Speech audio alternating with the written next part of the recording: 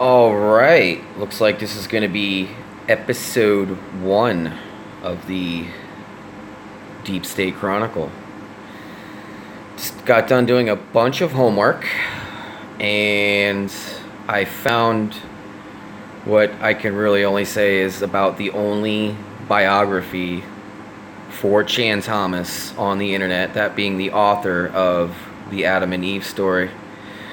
And I'm going to go ahead and extrapolate that information, that biography, take a closer look at just exactly who is Chan Thomas.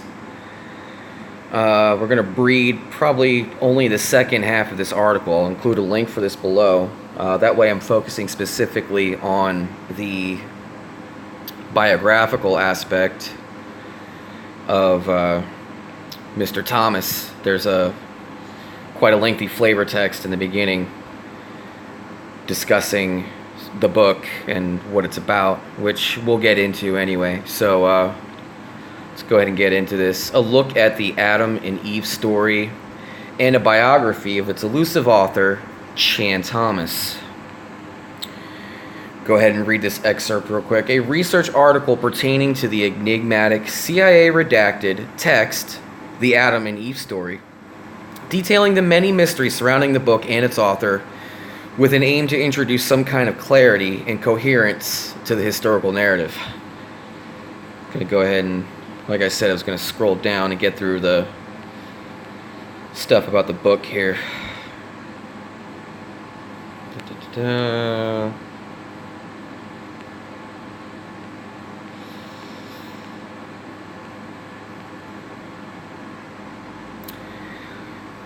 Starting with specifically biography part again, here we go. Having detailed the scope of his publication, it is now of paramount importance to understand more about Chan Thomas himself.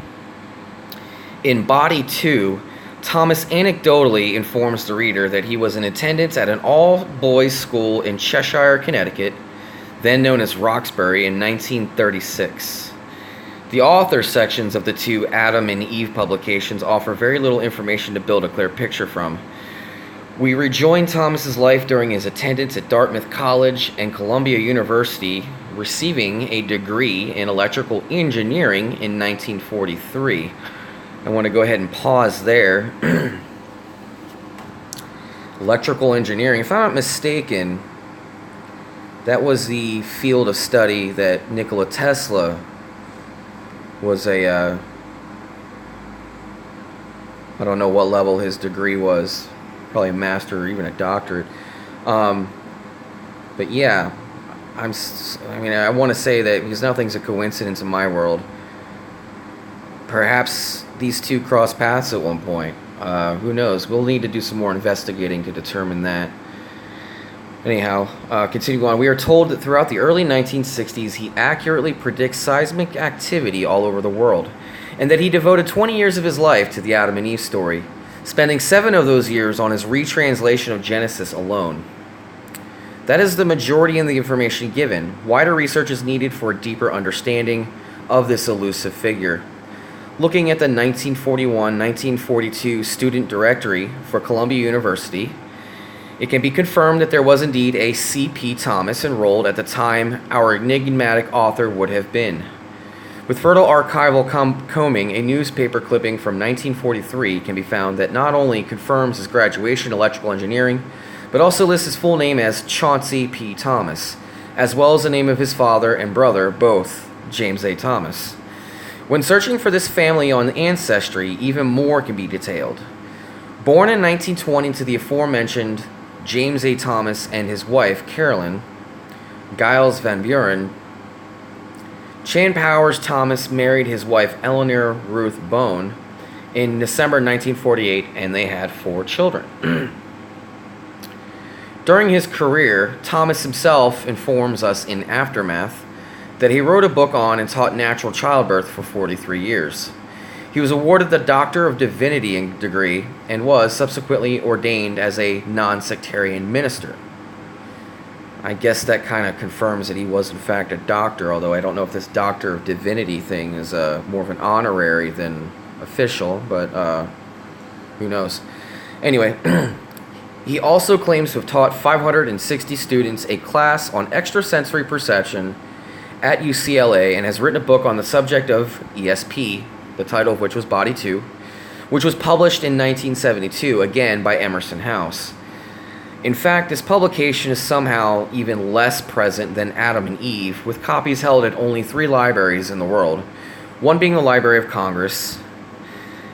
And turning attention back to archival information, a 1974 article for Star News informs the researcher that Chan was one of only 3 cataclysmologists in the world, and that in addition to giving a lecture in that year, he had previously appeared on The Tonight Show, The Arthur Godfrey Show, and The Virginia Graham Show.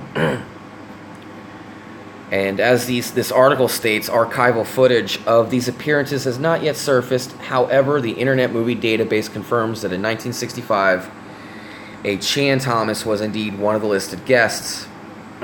And that's all I can find on that. There is, again, no video still to this day, and it is Saturday, September 21st, 2019. According to this same article, his television appearances prompted thousands of viewers to write into the network. The subject of these letters is unknown. However, one could speculate that his controversial ideas regarding cataclysms may have provoked such a response. Perhaps then another reason for his retreat from the public eye. Around this time, 1961, Thomas became president of a company called Chan Incorporated. In his words, this was a company dedicated to the discovery and analysis of nature's processes and their duplication in controlled form for mankind's utilization. Sounds like we're working on free energy there. Finally, he mentions briefly in Body 2, whilst narrating an anecdote in 1965, that he had been in the airline business for some years, primarily working in an engineering and flight testing capacity.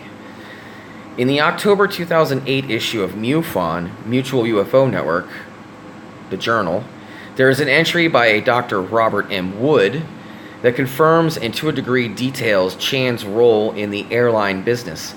Alleging himself to be an ex-colleague of Thomas's, Wood states that they were both part of the Advanced Concepts Division at McDonnell Douglas, then an aerospace company now owned by Boeing.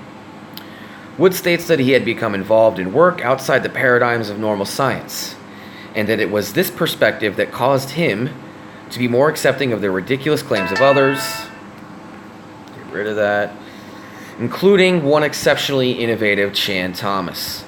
He's gone on to say that he hired Chan because, quote, he was a psychic who claimed to be in contact with some ETs sometimes, and who also had espoused the claims of cataclysmic geology. It would then appear that Chan's bohemian views were very much linked with his role in the aerospace industry, at least for a time. During his tenure at McDonnell Douglas, he worked on a project to develop a gravity control device. Again, this is erring on the side of what Tesla would have been doing.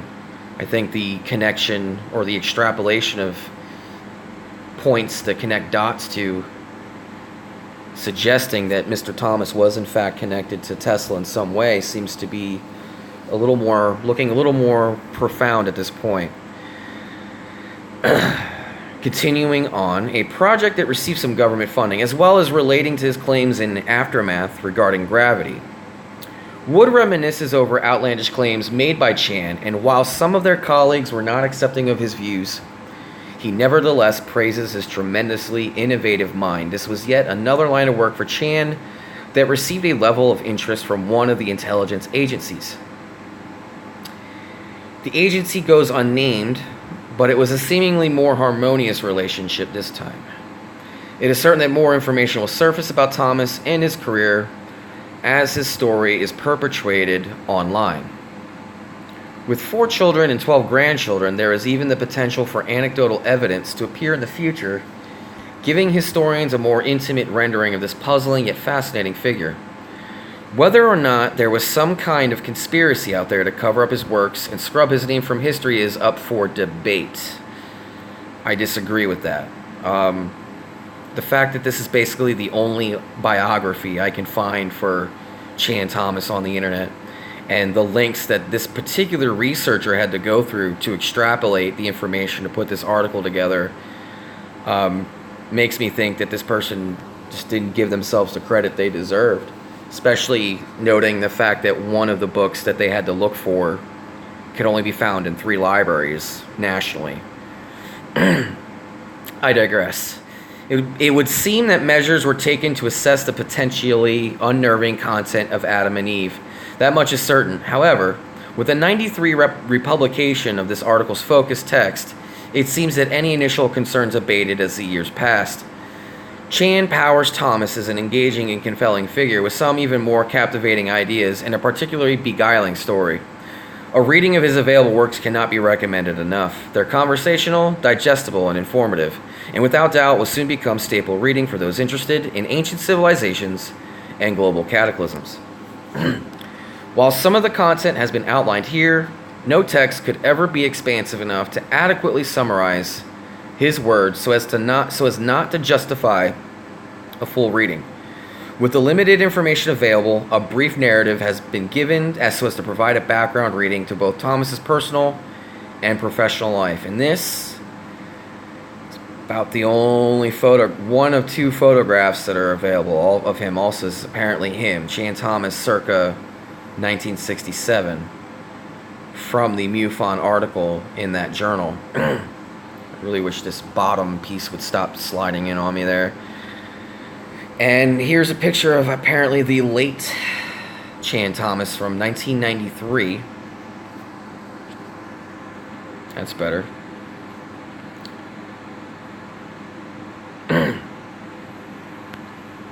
And the bibliography for this specific article. A lot of information there. A good many of these things taken basically out of the Adam and Eve story, but also you can see that the book Body 2, The Incredible World of ESP, was also referenced. So this author of this article had to get their hands also on that book as well, which I'm incredibly impressed by. I think we might do an audiobook for that as well, if I can find a PDF for it.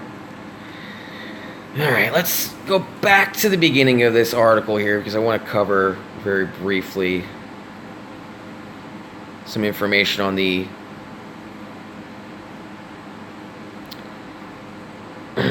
Charles Hapgood is another scientist who believed in geological cataclysms, though not to the degree that Mr. Thomas did. Let me go ahead and highlight his name real quick there for you. Let me see. Do you want to get into some information here regarding the Persian Empire, which I thought was kind of interesting. Here we go. Largely relating to the article, Thomas goes on to discuss the process by which the biblical book of Genesis was corrupt and original meaning lost. Simply put, it is hypothesized here that the original story was handed down father to son from Moses and Aaron to Azariah in the form of a Naga glyph. Highlight that for you real quick. No. Don't do that. No. Oh, by the way.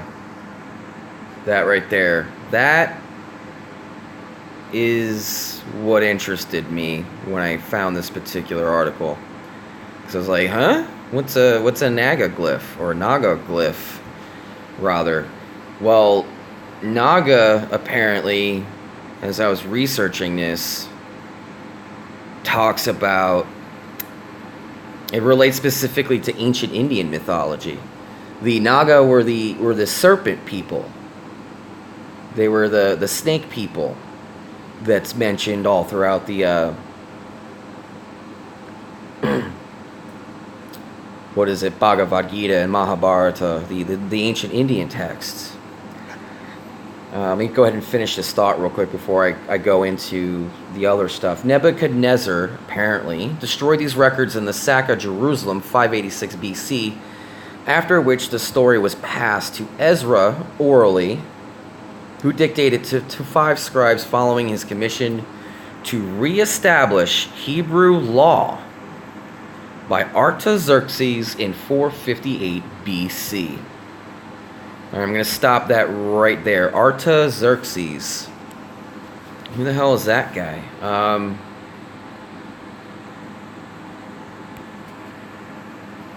Well, he's the son of Xerxes. The big bad guy that Leonidas had to go after in 300. Remember that? And then look at this. No. Can I highlight the cute? This. That's cuneiform.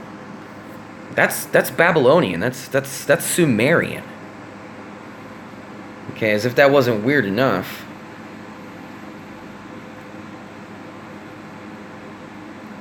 Xerxes, whose ruler, king of kings, or god king. Those are different translations that I have come to know that Xerxes is attributed to, is through Arta, truth. So the son of Xerxes is literally named whose rule is through truth. That's debatable. Here we have a relief over the tomb of Artaxerxes, portraying Artaxerxes. But right before the Ptolemaic era, before Alexander conquered Egypt, he was fighting the Persians. He wasn't taking Egypt from Egypt, or rather Kemet. He was his sworn enemies was the Persians, and he took Persia out of Egypt and more or less installed his own house of power there, which after the death of Alexander was claimed by, for those of you who know history well, Ptolemy the First, which began the Ptolemaic era, or rather the Ptolemaic dynasty of Egypt, which is the last dynasty of Egypt, ending with Cleopatra, who herself was a Ptolemy. So that goes on to say that the last Egyptian ruling class was a Greek Egyptian bloodline, not a pure Egyptian bloodline, or even a Persian bloodline for that matter. And continuing on real quick, let's go ahead and, because I mentioned that Naga text, well, what's peculiar about that is that see this region here, Bactria, that was apparently, I guess, this is apparently where his tomb is. And look at the border. Where does the empire border? Well, look at this.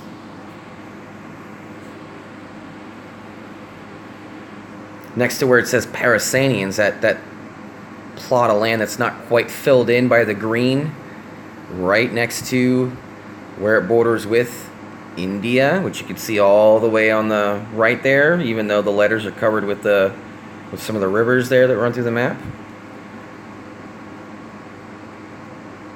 They didn't teach us that in school. They didn't teach us that ancient Indians and the Persians were well known to each other. You talk about a struggle that's never quite ended. That little spot that's not filled in by the green on the Persian Empire there, if I'm not mistaken, that's the Kashmir region, somewhere between Pakistan and India, which is still to this day contested territory. We're going to go ahead and check out this article here from Dr. Michael Sala's website now, exopolitics.org. This is what Dr. Sala, the information rather he has on Mr. Chan Thomas. Go ahead and look at this picture real quick. Apparently, the North Pole may end up here one day. That would be a pretty big migration. Well, folks, the reason why I think this particular article is important is because you can't even really trust science these days. And what can be trusted is data. Data does not lie. Data is just what is recorded from one's objective observations. And the title of this article reads, Antarctic Ice Core Records Resolve Competing Pole Shift Theories. And that is to say that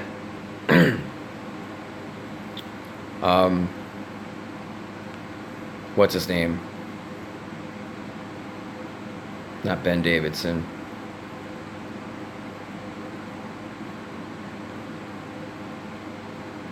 We'll get into it.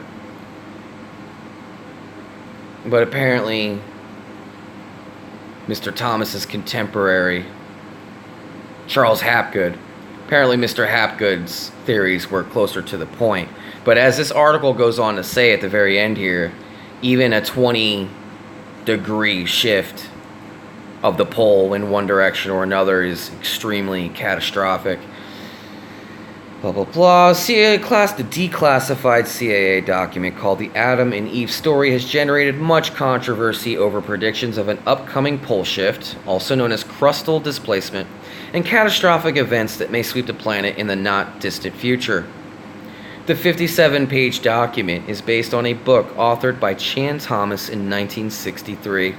In it, Thomas proposed a pole shift scenario that differed in significant ways with what Charles Hapgood had earlier proposed in his pioneering 1958 book, The Earth-Shifting Crust. Hapgood's theory, which was endorsed at the time by Albert Einstein, proposed that the geophysical poles periodically move by as much as up to 40 degrees through crustal displacements. This phenomena was brought about by the increasing weight of the polar ice caps, which accumulate more and more ice over the millennia until they eventually generate sufficient centrifugal force due to the planet's rotation to make the crust move over the mantle, as Einstein explained in the book's foreword. In The Adam and Eve Story, Chan proposed that the pole shift was much greater and as much as 90 degrees, with the poles shifting into the equatorial zone in less than a day.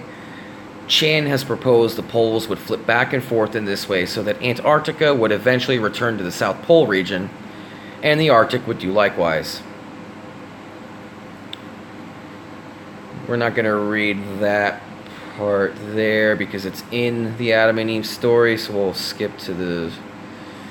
And this video is a simulation that's just not inherently accurate, so we're not even going to look at that. Let's get to, like I was talking about, the data. Now, unfortunately for Davidson, ice core samples from Antarctica clearly support Hapgood and not Thomas's theory. Ice core samples from East Antarctica date back as much as 1.5 million years. The following diagram illustrates ice core samples taken from different Antarctic regions and show how far back in time the ice sheets date. And this is a map of Antarctica and all the different sites from which they drill and take their ice core samples from.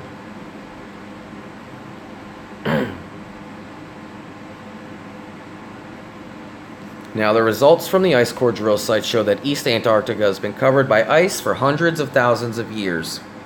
Lake Vostok having some of the oldest discovered ice, 220,000 years. Older ice core samples than those recorded in the above map have subsequently been found at both Lake Vostok, 400,000 years, and the Dome Sea area, 800,000 years, as shown in NOAA records. Subsequently, a 2013 study asserted that ice core samples of up to 1.5 million years are most likely to be found in the Dome Sea area of East Antarctica. Put simply, scientists agree that East Antarctica has been covered by ice sheets for at least 1.5 million years, and likely much longer than that. That's a long time with no ice. So in contrast, or rather to be covered in ice. In contrast, the ice core samples in West Antarctica are only a few centuries old, with only one so far matching the age of many of the East Antarctic sites. This site is in the drilling area designated Boyd, whose ice was found to be 70,000 years old, as the above map illustrates. The ice core records show conclusively that much of the Antarctic continent has been located in the polar zone, latitudes greater than 66 degrees, for at least 1.5 million years. not in the equatorial zone, which is the area from 0 to 23 degrees latitude, as proposed by Thomas. Hapgood's theory offers a better explanation for why only a part of Antarctica has been ice-free for significant periods. But how do we explain the 70,000-year-old ice symbol found in the Byrd region of West Antarctica? Excuse me.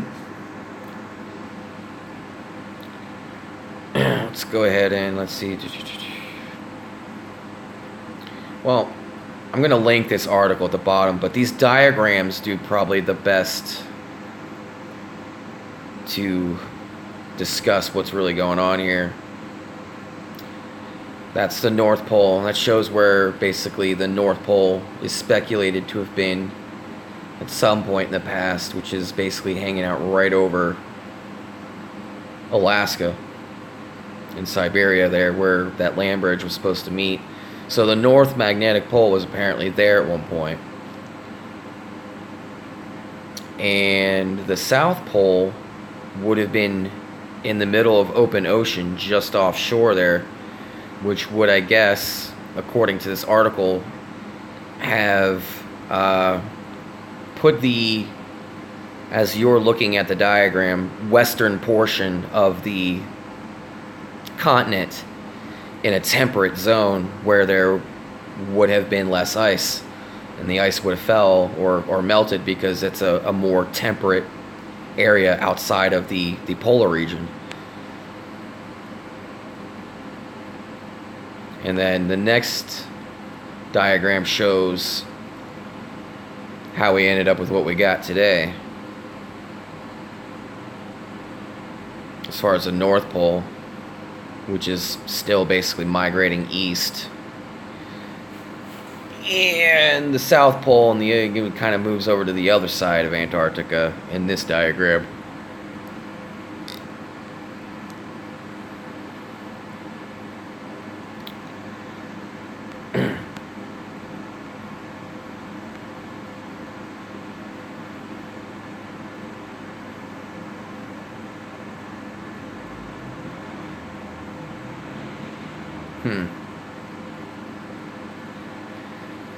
There's 3 different pole shifts shown in diagrams there. Here is a diagram of the Piri-Reis map superimposed over a map of the globe as we have it today.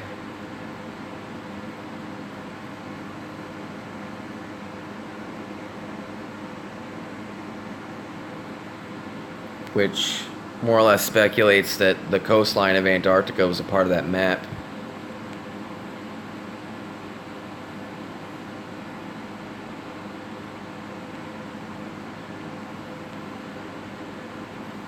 I'll link this article so you can read it. I didn't want to read the whole article and